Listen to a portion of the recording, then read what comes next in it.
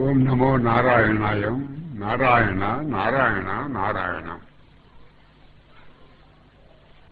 వెంకటం వెంకటం వెంకటం. ఓం నమో వెంకటేశాయ.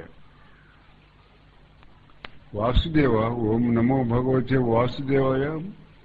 ఓం నమో భగవతే శ్రీ రామణాయ. ఓం నమో భగవతే శ్రీ రామకృష్ణాయ. శివాయ నమః శివాయ నమః. ఓం నమః శివాయ.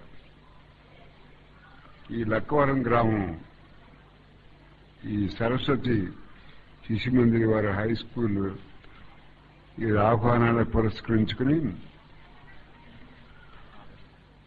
ఈ లక్కవరం రావటం, ఈ గ్రామం రావటం జరిగింది. సుమారు 6 మాసాల నుంచి ఇక్కడ రావటానికి ప్రయత్నం. మాకు ఈ సమావేశాలు ఎక్కువ రావటం వల్ల ఇక్కడ రావటానికి వాయిదాలు వేసుకుంటూ వచ్చాం. 6 నెలల నుంచి ఈ సంకల్పం లక్కవరం రావాలి.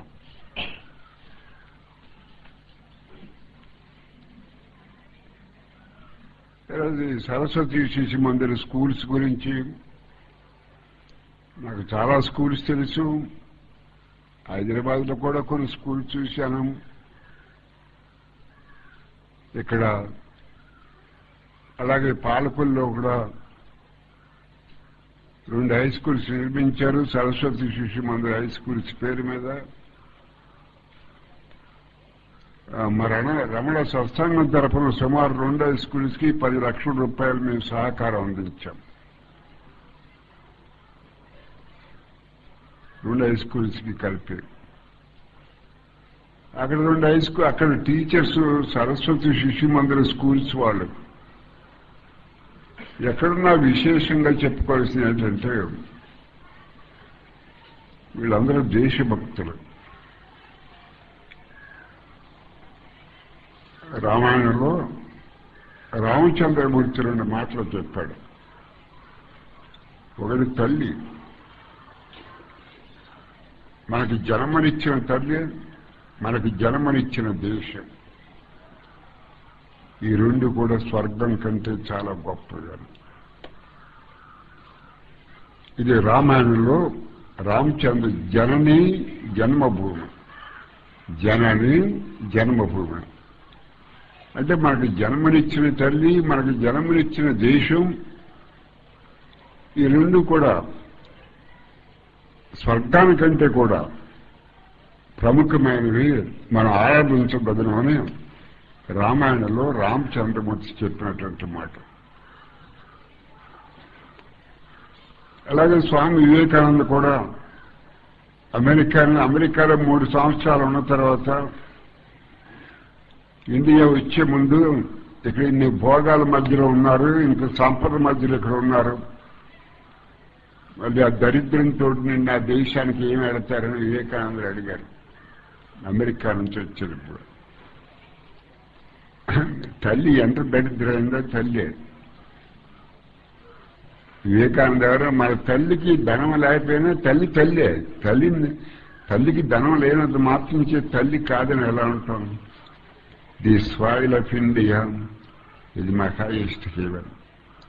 భారతదేశం నాకు స్వర్గం కంటే మోక్షం కంటే చాలా ఎక్కువ. ది సాయిల్ ఆఫ్ ఇండియా, ఆ భారత భూమి నాకు స్వర్గం కంటే మించినది. ది సాయిల్ ఆఫ్ ఇండియా ఇది మై హైయెస్ట్ హెవెన్ అని చెప్పారు. దేశం పేద దేశమైనా మళ్ళా కన్న తల్లి ఒక పేద స్థితిలో ఉన్నా తల్లి కాకుండా పోదు. మనం ఏ దేశంలో అయితే పుట్టామో ఆ దేశం పేద దేశమైనా మన జన్మభూమి కాకుండా పోదు. అది ది సాయిల్ ఆఫ్ ఇండియా ఇది మై హైయెస్ట్ హెవెన్. ఈ సరస్వతి శిశు మందిర్ స్కూల్స్ లో అందరూ త్యాగమూర్తులు. టీచర్స్ క్వాలిఫైడ్ అయి ఉండి బాగా చదువుకుని ఉరికే వాళ్ళు చిందికి బట్టకి ఉరికే నీడకి తిండికి బట్టకి సరిపడే జీతాలు పుచ్చుకుంటూ త్యాగమయ జీవితం గడుపుతూ టీచర్స్ బహు తక్కువ జీతాలతో ఎక్కువ కష్టపడి ఆ ప్రాంతంలో అన్ని హై స్కూల్స్ కంటే స్పోర్ట్స్లో, గేమ్స్లో, అకాడమిక్ లైఫ్లో, చదువులో అన్నిటికంటే కూడా ఎక్కువ కష్టపడి కృషి చేసి ఇష్టంతో పనిచేసి అగ్రశ్రేణి విద్యార్థులను తయారు చేస్తున్నారు. పాలకుల హై స్కూల్లో, పాలకుల మున్సిపల్ హై స్కూల్స్ చాలా ఉన్నాయి. కానీ అందరికంటూ కూడా పాలకులు సరస్వతి శిశు మందిర్ హై స్కూల్స్ వాళ్ళకి ఫస్ట్ మార్కులు అన్నీ వస్తాయి. వాళ్ళే ఎక్కువ ప్రఖ్యాతి పొందుతున్నారు. గేమ్స్లో, స్పోర్ట్స్లో, ఎడ్యుకేషన్లో వాళ్ళు బాగుంటున్నారు. నెలకి 20,000 పుచ్చుకుని 25,000 పుచ్చుకుని చదువులు చెప్పే టీచర్స్ కంటే ఈ 2,000, 3,000 పుచ్చుకుని జీతాలు పుచ్చుకునే టీచర్స్ చాలా కష్టపడి చెబుతున్నారు. వీళ్ళందరూ మన విద్యార్థులు, ఇదంతా మన దేశము అని దేశభక్తియోడు చెప్పి ఆ కమిటీ వారు కూడా చాలా శ్రద్ధగా కృషి చేస్తూ ఒక నెల జీతాలు అందకపోయినా ఆ కమిటీ వారు చేసిన కమిటీ వారికి టీచర్స్ కూడా ఆ స్కూల్ కమిటీ వారు చేస్తున్నటువంటి మంచి పనులకి టీచర్స్ కూడా సహకరిస్తూ ఈ సమగ్రమైన అభివృద్ధికి ప్రతి హై స్కూల్లోని టీచర్స్, కమిటీ వారు సమైక్యంగా కృషి చేస్తున్నారు. ఇక్కడ లక్కవరంలో కాదు, ఎక్కడ సరస్వతి శిశు మందిర్ స్కూల్స్ ఉన్నా అందరూ యూనిటీగా వర్క్ చేస్తున్నారు. Unity is strength. ఐక్యమత్యమే ధనము, ఐక్యమత్యమే ఐశ్వర్యం. అటువంటి అవి అంత ఐక్యమత్యంతో కమిటీ వారు, ఈ పేరెంట్స్, తర్వాత students, I love students very much, వాళ్ళందరూ కలిసి సమైక్యంగా కృషి చేసి ఆ స్కూల్స్ని అభివృద్ధిలోకి తీసుకొస్తున్నారు. చాలా సంతోషం. తర్వాత దేశభక్తి గురించి ఇక్కడ ఇంతకుముందు చెప్పిన మాస్టర్ కూడా దేశభక్తి గురించి కూడా చెప్పారు. కానీ ఈ సరస్వతి శిశు మందిర్ స్కూల్స్ లో దేశభక్తి గురించి కూడా బోధిస్తారు. అయితే నిజంగా దేశాన్ని కనుక మనం ప్రేమిస్తాం, అది నిజమైతే మనకు పర్సనల్ సఫరంగా, వ్యక్తిగతంగా మనకి ఏదైనా లాభం వస్తే సంతోషం ఉండదు, వ్యక్తిగతంగా ఏదైనా నష్టం వస్తే దుఃఖం ఉండదు. అలా దేశాన్ని ప్రేమించేవాడికి పర్సనల్ వ్యక్తిగతమైన దుఃఖం కానీ, వ్యక్తిగతమైన విషాదం కానీ, వ్యక్తిగతమైన టెన్షన్లు కానీ, వ్యక్తిగతమైన సఫరం కానీ ఏది ఉండదు. పర్సనల్ టెన్షన్ ఉండదు, పర్సనల్ సారో ఉండదు, పర్సనల్ సఫరింగ్ ఉండదు. అలా ఉంటే వాడు దేశభక్తుడు కాదు. మీరు దేశాన్ని ఒకసారి ప్రేమించి చూడండి. గురుజాడ అప్పారావు గారు చెప్పిన దేశం అంటే మట్టి కాదు, దేశం అంటే మనుషులు. అయితే దేశాన్ని ప్రేమించే కొద్ది మన హృదయం చాలా విశాలం అవుతుంది. అంటే ఈ భౌతికమైన పరిధి నుంచి బయటకు వచ్చి చాలా ఇప్పుడు ఈ దేహం నాదని ఎలా అనుకుంటున్నాము, ఈ దేశం అంతా నాదే అన్న భావన మనకు కలుగుతున్నాం. ఈ దేశం అంతా నేనే, ఈ దేశం అంతా నాదే. నేను మీ సంసారాల కోసం మీరు బాధ్యతలు మీద పెట్టుకుని ఎలా మీ సంసారం అభివృద్ధికి మీరు ఎలా కృషి చేస్తున్నారు. ప్రతి దేశభక్తులు కూడా ఈ దేశం యొక్క బరువు నేను ఒక్కడనే మోయాలి, 10 మంది కాదు, నేను ఒక్కడనే మోయాలనేటువంటి బాధ్యతతోటి అలా ఎవరైతే దేశాన్ని ప్రేమిస్తున్నారో ఆ దేశం తప్పదుగా ఆరోగ్యమే కాదు, దేశంలో ఆరోగ్యం సంపద, ఐశ్వర్యం కూడా సంపద.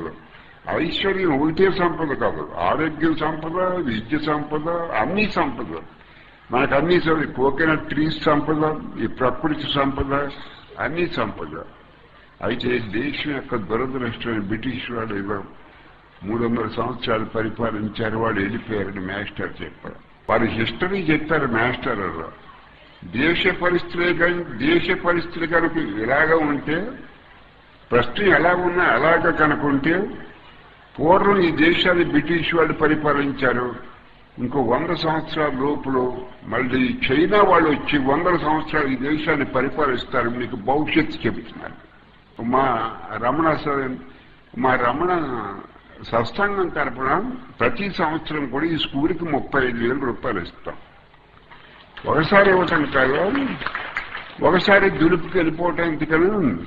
అంటే ప్రతి సంవత్సరం కూడా, అంటే సంవత్సరానికి ఒకసారి ప్రతి నెల మార్చి నెలలో మేము 35,000 ఈ స్కూల్ నిమిత్తం వారి దేని నిమిత్తం ఖర్చు పెట్టినా కమిటీ వారు మాకు అభ్యంతరం లేదు.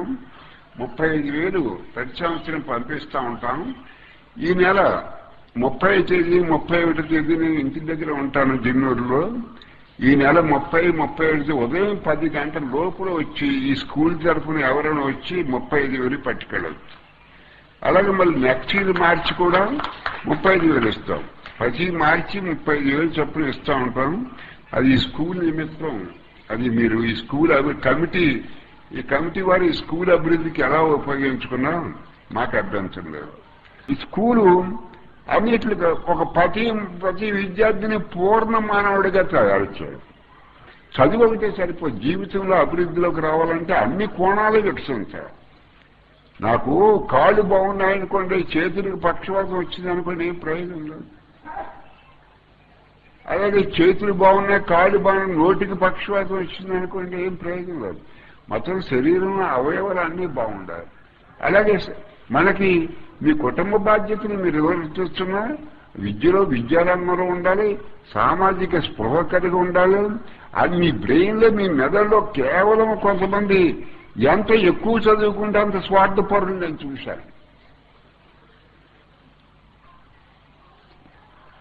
కొంతమంది 100కి 100 మార్కులు వచ్చిన వాళ్ళని చూశాను. అది మంచిదే. వాళ్ళకి తల్లిదండ్రులు కూడా అక్కర్లేదు. ఆ పెళ్ళం ఉంటుందో పెళ్ళాన్ని వేసి తిరుగుతూ ఉంటాడు. ఆ పెళ్ళం ఒకటే కుటుంబం అనుకున్న వాళ్ళు ఉన్నారు.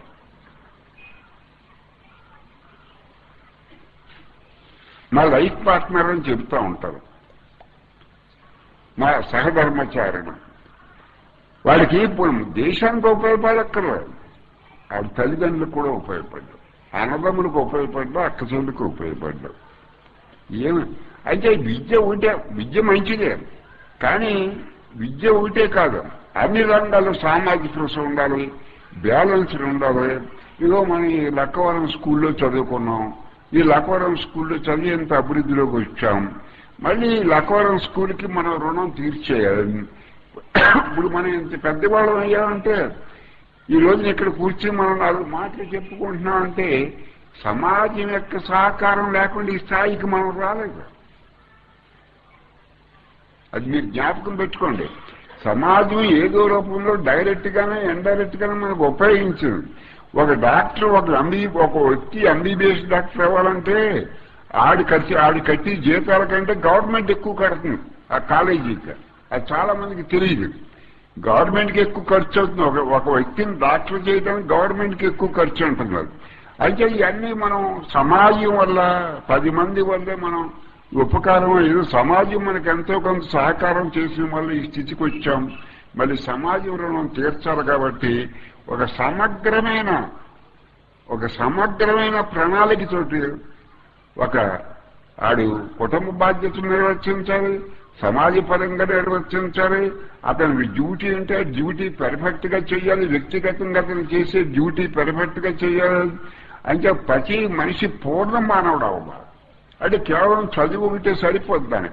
దానికి విషయాలు హార్ట్ కూడా వైడెన్ అవుతూ ఉండాలి, హృదయం కూడా విశాలం అవుతూ ఉండాలి. ఎవరికి కుటుంబ సభ్యులు మన ఈ హృదయంలో ఎంత పెద్ద హృదయం అవ్వాలంటే మంది ఈ హృదయంలో దేశాన్ని దాచుకోవడానికి దేశం చిన్నదైపోవాలి. మీ దగ్గర గ్లాస్ ఉంది, మీ దగ్గర ఒక గ్లాస్ ఉంది. నేను బిందె నీళ్లు చేస్తాను. బిందె నీళ్లు చేస్తే మీ గ్లాసులో పొయ్యాలని నాకు. మీ గ్లాస్ ఎంత పడుతుంది? ఆ గ్లాస్ పడుతుంది, మిగతా నీళ్ళు అది పాడైపోతుంది. అంతే కదా. అయితే దేశం ఆ బిందె నీళ్లు పట్టే అక్కడ ఉండాలి. ఆ పనిముట్టి ఉంటేనే పడుతున్నారు. అంతేకాని దేశం ఎంత పెద్దదో అంతకంటే పెద్ద హృదయం ఉంటేనే దేశం మళ్ళీ ఇముడుతుంది. అంతేకాదు కొంతమందికి దేశమే కదా ప్రపంచాన్ని కూడా ఇందులో లాయం చేసుకుంటారు. మహాత్మా గాంధీ గారు భారతదేశాన్ని ఇండియా పాకిస్తాన్ కింద విడదీసినప్పుడు ఏడ్చారు పాపం. మహాత్మా గాంధీ గారు షెడ్ టీయర్స్ ఏడ్చాడు. దేశం ఏంటి, ఇంత భారతదేశం ఇంత కాలానికి ఉంది, ఇది 2 మొక్కలు చేసేస్తున్నారు. పదవుల కోసం కనిపించుకున్నట్టుగా బాగా స్వతంత్రం వచ్చేస్తే ప్రధానమంత్రి అయిపోవచ్చు, ముఖ్యమంత్రి అవ్వచ్చు. ఈ డబ్బు సంపాదించుకున్నట్టుకి సంతోషం కాదు. గాంధీ గారు ఏడ్చారు, ఇంత పెద్ద దేశాన్ని 2 మొక్కల కింద చేసేస్తారు. ఆయనకి స్వరాజ్యం వచ్చిన రోజు ఏమీ సంతోషం లేదు. ఈ స్వరాజ్యం అంతా స్వరాజ్యం కింద మారినప్పుడు కదా మనం సంతోషించేది. ఇప్పుడు సంతోషించే పాయింట్లు ఏమీ కనపడతావు. అంటే వాళ్ళు విశ్వమానవులు అంటారు. వాళ్ళకి దేశభక్తి ఉన్నా ఈ దేశం యొక్క క్షేమం ఎంత కోరుకుంటారో కొంతమంది మహర్షులు మహాత్ములు ఈ ప్రపంచం యొక్క క్షేమం కూడా అలా కోరుకుంటారు. అంచేత ఇంతకీ మీకు చెప్పేది ఏంటంటే 100కి 100 ఎవడైతే స్వార్థపరుడో, ఎవడైతే సెల్ఫిష్నెస్ కరుడు కట్టుకుని ఉంటుందో వాడు స్కూల్ని ప్రేమించడు, గ్రామాన్ని ప్రేమించడు, దేశాన్ని ప్రేమించడు, ఆయన ప్రపంచాన్ని ప్రేమించడు. వాడికి దేవుడు అక్కర్లేదు, సమాజం అక్కర్లేదు, వాడికి ఆ పొట్ట తప్పించి వాడికి ఏం అక్కర్లేదు. చివరికి అటువంటి వాళ్ళందరూ చనిపోయిన తర్వాత వాళ్ళకి చివరికి చీకటి లోకాలు మిగిలితే వాళ్ళకి ఇహం అక్కర్లేదు, పరం అక్కర్లేదు కొంతమందికి.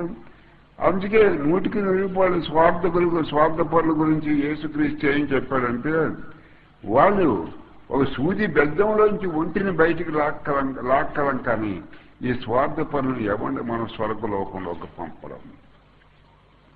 ఒక సూది బెద్దంలోంచి ఒంటిని బయటికి లాక్కలం కానీ ఏ స్వార్థపరుల్ని మనం స్వర్గలోకంలోకి పంపలేం. అయితే మనం మహాత్మా గాంధీ గారిలాగా 100కి 100 స్వార్థం నుంచి విడుదల పొందవచ్చు. ఎంతో కొంత తగ్గించుకుంటే సమాజానికి బాగా ఉపయోగపడుతుంది. తర్వాత ఇంకోటి భాషల గురించి చెప్పారు. మనకి ఇష్టం ఉన్నా లేకపోయినా భారతదేశంలో ప్రజలు ఎంతకాలం అయితే ఇంగ్లీషు భాష కోరతారో అంతకాలం ఇంగ్లీషు ఉంచాలి. ఈ దేశం మరి ఏ మాట కామాట అనుకోవాలి. ఒక ఇంగ్లీషు భాష మన తెలుగు ఉంది, 23 జిల్లాలు దాడితే తెలుగు లేదు.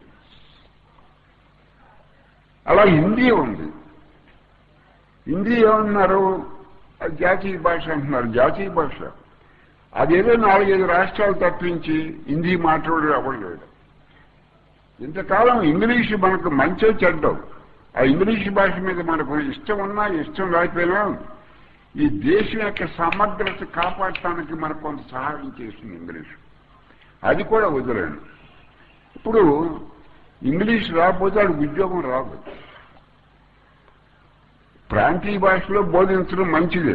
ప్రాంతీయ భాషలో బోధిస్తే సబ్జెక్ట్ వాడికి బాగా అర్థం అవుతుంది, బోధనిస్తే మంచిదే. అయితే భారతదేశంలో ప్రజలు ఎంతకాలం అయితే ఆంగ్ల భాష ఉండాలని కోరుకుంటున్నారో అంతకాలం ఆంగ్ల భాష ఉండి తీరాలి. బలవంతాన్ని కనుక ఆంగ్ల భాష తీసేస్తే మొత్తం దేశం ఐకమత్యం పోతుంది. ఏం చేయాలంటే సౌత్ ఇండియా వాళ్ళు ఎవరికి హిందీని లైక్ చేయరు.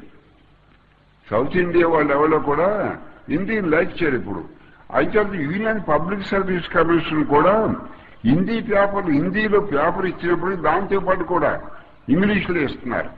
అదే సేమ్ పేపర్ ఇంగ్లీష్లో ఇస్తున్నారు. ఇంగ్లీష్లో ఇవ్వకపోతే సౌత్ ఇండియా వాళ్ళందరూ నష్టపోతారు.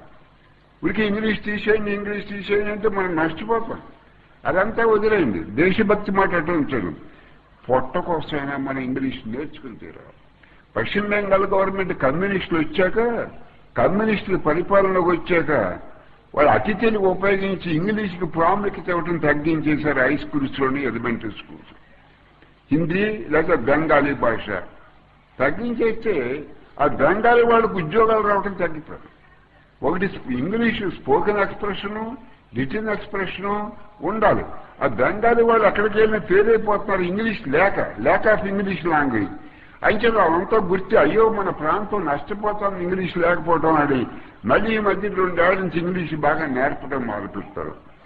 అంటే ఇప్పుడు స్కూల్స్ ఇప్పుడు ఎవరు చెప్పారు, మాస్టర్ ఇక్కడ 250 స్ట్రెంత్ ఉంది, మీరు ఇంత పాఠాలు బాగా చెప్తున్నారు, ఇంకెక్కువ రావాలంటే ఇంగ్లీష్ కాన్వెంట్ స్కూల్స్ ఉన్నాయని అంటారు. అంటే ఈ ప్రశ్న ఎందుకు పట్టుకుందంటే చిన్నప్పటి నుంచి ఇంగ్లీష్ చదివిన తర్వాత వాళ్ళు పెద్దోళ్ళు అయిన తర్వాత వాళ్ళకి ఏ డిగ్రీ ఉన్నా ఇంగ్లీష్ రాకపోతే వాళ్ళకి ఉద్యోగాలు రావటం లేదు.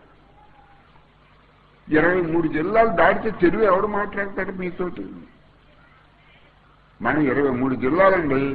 23 జిల్లాలు దాటి వెళ్ళిన తర్వాత మీకు ఇంగ్లీష్ మాట్లాడకపోతే మీకు ఉద్యోగం ఇచ్చేది ఎవడు? 23 జిల్లాల్లో ఎన్ని ఉద్యోగాలు దొరికితే మనకి? అంచేది మన ఇప్పుడు ఇంకోటి ఫ్రాన్స్ వాళ్ళు ఇంగ్లీష్ని హేటెడ్ చేసేవారు పూర్వం. జర్మనీకి అసలు ఇంగ్లీష్ భాష విషయం ఉండదు. ఫ్రాన్స్ వాళ్ళకి ఎప్పుడైతే దేశం ఇంగ్లీష్ అంటే వాళ్ళు చచ్చినట్టు ఇప్పుడు పొట్ట కోసం బతుకు తెరువు కోసం ఇంటర్నేషనల్ లాంగ్వేజ్ ఇంగ్లీషు అది రాకపోతే మన దేశ ప్రజలు ఇండైరెక్ట్ గా వెనకబడిపోతున్నారని జర్మనీ వాళ్ళు ఇంగ్లీష్ నేర్చుకుంటున్నారు. ఫ్రాన్స్ వాళ్ళు ఇంగ్లీష్ భాష మీద ద్వేషం పెట్టుకున్న ఫ్రాన్స్ వాళ్ళు కూడా ఇప్పుడు ఇంగ్లీష్ నేర్చుకుంటున్నారు. ఎందుకు? వాళ్ళ స్వార్థం కోసం, వాళ్ళ పొట్ట కోసం. అంచేత ఆ కాన్వెంట్ స్కూల్స్ కి వీళ్ళు పిల్లలు ఎందుకు ఎక్కువ డబ్బు కట్టిపెట్టి ఎందుకు పంపుతున్నారంటే ఇది వీళ్ళందరినీ ఉద్యోగాల కోసం చదివించినాం, డబ్బు చాలా పెడుతున్నాం. ఎంతో బాగా ఇంగ్లీష్ రాకపోతే వీళ్ళు పెద్దోళ్ళు అయిన తర్వాత ఇంగ్లీష్ రాకపోతే వీళ్ళకి ఉద్యోగాలు రావు అని వాళ్ళు కష్టపడి తక్కువ ఆదాయం వచ్చే తల్లిదండ్రులు కూడా వాళ్ళకి ఏదో ఎక్కువ డబ్బు ఇచ్చి ఈ కాన్వెంట్ స్కూల్స్ కి పంపడానికి కారణాలు వాళ్ళ పిల్లల స్వార్థం కోసం వాళ్ళు పంపుకుంటున్నారు. అంటే ఇంతకీ సరస్వతి శిశు మందిర్ స్కూల్స్కి వాళ్ళు నా సలహా ఏంటంటే మీరు తెలుగులో బోధించినప్పుడు మీడియం ఆఫ్ ఇన్స్ట్రక్షన్ తెలుగులో బోధించినప్పటికీ top most importance at most importance should be given to the English language. అది ఇచ్చి తీరాలి. మనకి ఇష్టం మన పొట్ట కోసం ఇచ్చి తీరాలి. అంటే మ్యాక్సిమం మీరు లెక్కలకి ఎంత ప్రాముఖ్యత ఇస్తున్నారో ఇంగ్లీష్ కూడా అంతే ప్రాముఖ్యత చెబితే రేపొద్దున మీ పిల్లలందరూ మన సరస్వతి శిశు మందిర్ స్కూల్లో వీళ్ళందరూ అభివృద్ధిలోకి వస్తారు. అదే దేశం ఇది నేను సరస్వతి శిశు మందిర్ స్కూల్కి సంబంధించినంతవరకు ఇది నేను చెబుతున్నాను. కానీ దేశం మొత్తం మీద మటుకి ఇంగ్లీష్ ఉండాలని సౌత్ ఇండియా వాళ్ళు ఎంతకాలం అయితే ఇంగ్లీష్ ఉండాలని కోరుకుంటారో అంతకాలం ఇంగ్లీషు ఉండాలి. లేదా దేశ సమైక్యతకి భంగం కలుగుతుంది.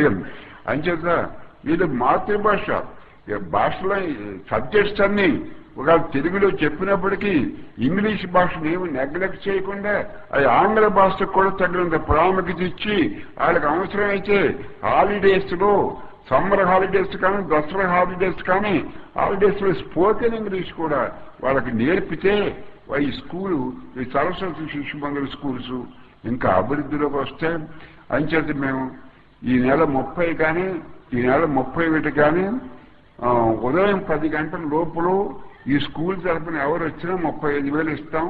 అలా ప్రతి సంవత్సరం కూడా మార్చి నెలలో ఇస్తాం. ఇది మేము ఉడతా భక్తిగా చేస్తున్నారు. మనకి సేవాభావం ఉడతా భక్తిగా చేస్తున్నాం. మన టీచర్స్కి నా మనం ఏంటంటే ఆ స్థాయిని చెప్పేవాళ్ళేమో ఐన్స్టైన్స్ గురించి చెప్తా ఉండాలి. మ్యాథమెటిక్స్ చెప్పేవాళ్ళు రామానుజం గురించి న్యూటన్ గురించి కూడా చెప్తా ఉండాలి. తర్వాత కెమిస్ట్రీలో ఎవరైతే ఎక్కువ కృషి చేశారో వాళ్ళు కెమిస్ట్రీ చెప్పాలి. తర్వాత హిస్టరీ వాళ్ళు హిస్టరీలో ఉన్నటువంటి గ్రేటెస్ట్ పర్సనాలిటీస్ ఉన్నారు. లింకన్ ఉన్నాడు, గాంధీ ఉన్నాడు. వాళ్ళ గురించి కూడా వాళ్ళకి చెప్తా ఉంటే వాళ్ళ పిల్లలకు కొంత ఇన్స్పిరేషన్ వస్తుంది. అయితే టీచర్స్ మంచి టీచర్స్ దొరకటం కూడా పిల్లలకు పూర్వజన్మ పుణ్యం ఉండాలి. మంచి టీచర్స్ మంచి స్కూల్స్ దొరకాలంటే ఆ స్టూడెంట్స్ పూర్వపుణ్యం చేసుకుంటేనే మంచి టీచర్స్ దొరుకుతారు. ఇప్పుడు లెక్కలు ఉన్నాయనుకోండి, మంచి టీచర్ దొరికితే 100కి 10 మార్కులు వచ్చిన వాడిని స్టూడెంట్ 100కి 90 మార్కులు తీసుకురాగలరు. వాళ్ళు distinguished teachers, not made teachers, బోరన్ teachers. కొంతమంది లెక్కల మాస్టర్ ఎటువంటి వాళ్ళు ఉంటారంటే 100కి 10 మార్కులు వచ్చిన స్టూడెంట్ను వాడికి అప్పచెరితే ఆ టీచర్ 100కి 90 మార్కులు తీసుకురాగలడు. అంటే ఆ టీచింగ్లోని స్కిల్, ఆ టీచింగ్లో నేర్పు ఆ స్టూడెంట్కి ఎక్కడ అర్థం అవుతలేదు అది అర్థం చేసుకుని వాడి మెమరీని పెంచి ఆ సబ్జెక్ట్ మీద వాడికి ఇంట్రెస్ట్ని పెంచి. ఇప్పుడు మనం మీరు ఎవరైనా సాధన చేస్తున్నారనుకోండి, మనం సాధన చేస్తున్నాం, మీకు ఆ సాధన చేసే ఆ ఇంట్రెస్ట్ కూడా దేవుడు ఇచ్చాడని మీకు తెలియటం లేదు. ఈ సరస్వతి శిశు మందిర్ ఈ ప్రాంతంలో ఉన్నటువంటి ధనవంతులందరూ కూడా ఎంతో కొంత ఒక 1000 రూపాయలు ఆదాయం వస్తుంటే సంవత్సరానికి 1 లక్ష రూపాయలు ఆదాయం వస్తామనుకోండి. ఈ ప్రాంతంలో ధనవంతులకు ఎంతో కొంత సంథింగ్ ఏదైనా సంథింగ్ లోంచి వస్తుంది కానీ నథింగ్ లోంచి ఏది రాదు. అంటే వాళ్ళు ఇది కూడా ఈ స్కూల్ కూడా మన బడ్జెట్లో భాగం అనుకున్నాడు. మన ఫ్యామిలీ బడ్జెట్ గవర్నమెంట్కి ఎలా బడ్జెట్ ఉంటుందో మన ఫ్యామిలీకి కూడా బడ్జెట్ ఉంటుంది. అలా ఈ స్కూల్ కూడా మన బడ్జెట్లో భాగం అని ఎంతో కొంత మీకు సహాయ సహకారములు అందించండి. ఎందుచేతంటే మీకు ఎందుకు చెప్తున్నంటే ఇది మాస్టర్స్ త్యాగమూర్తులు. ఈ సరస్వతి శిశు మందిర్ స్కూల్స్లో ఎవరు టీచర్స్ ఎవరు వర్క్ చేసినా వాళ్ళందరూ త్యాగమూర్తులు. వాళ్ళందరూ కర్ణుడితో సమానం. కర్ణుడి త్యాగానికి కర్ణుడి ముందు ఎవరు సరిపోరు. పాండవులంటే పాండవులకి చుట్టమాడు, పాండవులకి స్నేహం, పాండవులకి క్షేమం కృష్ణుడు. కానీ పాండవులతో భగవంతుడికి ద్వేష ఏమంటుందని, భగవంతుడికి ద్వేష ఏమంటుంది. పాండవులతో అన్నాడు కృష్ణుడు, మీరు ఎంత గొప్పవాళ్ళైనా ప్రపంచంలో మీకు ఎంత పేరున్నా దానం ఇవ్వటంలో మీరు కర్ణుడికి సరిపోరు. భగవంతుడికి ద్వేష ఏముంటుంది? భగవంతుడికి ద్వేష ఏంటండి? అది శత్రుపక్షం ఉన్నాడు ఎవడు? కర్ణుడు. ఇప్పుడు ఎవరు మీరు పాండవులు గొప్పవాళ్ళే, ప్రపంచంలో మీకు ఎంత పేరుంది, మీరు మంచివాళ్ళని, ఎంత మంచివాడు దానం దగ్గరికి వచ్చాడు. ఇప్పటికి కర్ణుడికి మీరు ఎవరో సరిపోరు. కర్ణుడితో సమానమైన వాళ్ళు కౌరవులు లేరు, పాండవుల్లో కూడా లేరు. అలా పులి వంశీమని ఉన్నారు.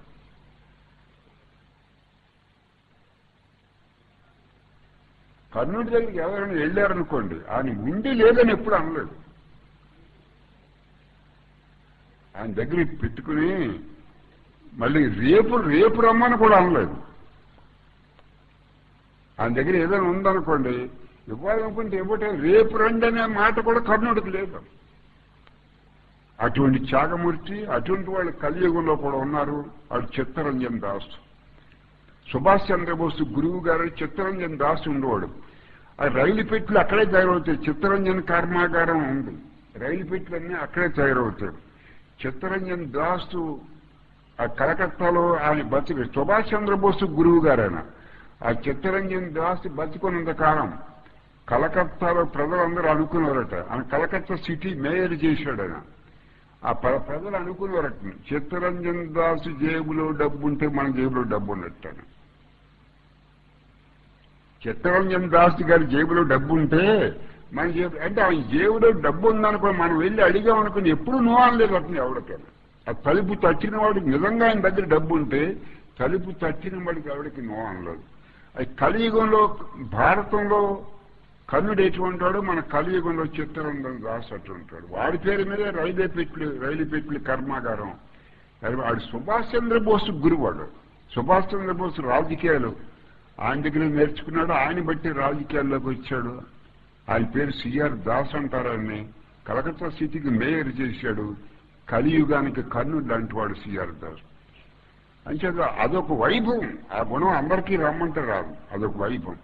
డబ్బు ఉండటం, డబ్బు ఉన్న వాళ్ళందరూ దానం చేస్తారని ఎప్పుడు అనుకోకుండా. అది ఎక్కువ మంది పిసినారులుగా ఉండొచ్చు. ఆ డబ్బు ఉండటం లేకపోవటం ఉండదు, ఒక రకమైన గివింగ్ హ్యాబిట్ అంటారు దాన్ని గివింగ్ హ్యాబిట్ అంటారు. డబ్బు ఉన్న వాళ్ళందరూ ఇస్తారు, డబ్బు లేని వాళ్ళందరూ ఇవ్వలేరు అనుకోకుండా. అది ఒక హ్యాబిట్, ఒక అలవాటు అంతే. అదొక దైవీ గుణం, అదొక దైవీ సంపద. అంటే రాజగోపాలాచారి అనేవాడు, ఇతరులకు మనం ఏదైనా సహాయం చేస్తే అదంతా పోయింది అనుకుంటాం. మనం చచ్చిపోయిన తర్వాత ఉపయోగపడే డబ్బు అదే. భగవంతుడు మనం ఏదైతే ఇతరులకు ఏ రూపంగా ఇతరులకు మనం సహాయం చేసినా భగవంతుడు ఇదంతా ఆ డివైన్ బ్యాంకులో, దేవుడి బ్యాంకులో వేసి ఉంచుతాడు. మనం చనిపోయిన తర్వాత డబ్బు మనకు చెల్లుతుంది. ఇక్కడ మనకు 1000 కోట్లు ఉన్నాయనుకోండి, ఎవరికి ఏదో ఒక పైస ఇవ్వలేదనుకోండి, మరణానంతరం మనం భేదవాళ్ళగా ఉండవలసింది అన్నాడు రాజు. ఇలా మన ఇతరులకు ఏదైనా సహాయం చేస్తే భగవంతుడు ఆయన బ్యాంకులో వేసి ఉంచుతాడటండి, మరణానంతరం మనకు ఉపయోగపడుతుంది. కానీ ఇతరులకు ఏది సహాయం చేయమనుకోండి, మరణానంతరం ఆ బ్యాంకు డివైన్ బ్యాంకులో ఏది ఉండదు మనకు. ఇక్కడి నుంచి పోయి ఏమైనా పట్టుకెళ్దామంటే గుండె సూది పట్టుకెళ్దాం. డబ్బు మాట వదిలేండి, చచ్చిపోయేటప్పుడు వెళ్ళేటప్పుడు మన చేతితో గుండె సూది పట్టుకెళ్ళం. అంటే ధనవంతులందరికీ ఈ స్కూల్కి ఎవరైతే సహాయం చేస్తున్నారో అందరూ ధన్యులు. ఇంకే చెప్పమంటారు, ఈ డబ్బు సద్వినియోగం అవుతుంది, డబ్బు సద్వినియోగం అవుతుంది. టీచర్స్ తక్కువ జీతాలు పుచ్చుకుని కాలక్షేపం చేస్తున్నారు. వాళ్ళకు కొంత ఉపయోగపడుతుంది. ఈ డబ్బు వాళ్ళకి కొంచెం ఇంకా వాళ్ళ పరిస్థితి బెటర్ అవటానికి ఈ టీచర్స్కి ఉపయోగపడుతుంది. అది సరస్వతి శిశు మందిర్కి ఎవరిని ఏ రూపంలో సహాయం చేసినప్పటికీ అది మీకు పర్యంతలుగా మళ్ళీ ఎక్కువ వడ్డీతోటి మీకు రిటర్న్స్ వచ్చేస్తాయి మీకు. అంతే ఇటువంటి స్కూల్స్ అందరికీ సహాయ సహకారం అందించవలసిందిగా ఈ వేదిక నుంచి మీకు అందరికీ మనవి చేసుకుంటూ ఇక్కడితోటి నేను విరమిస్తున్నాను.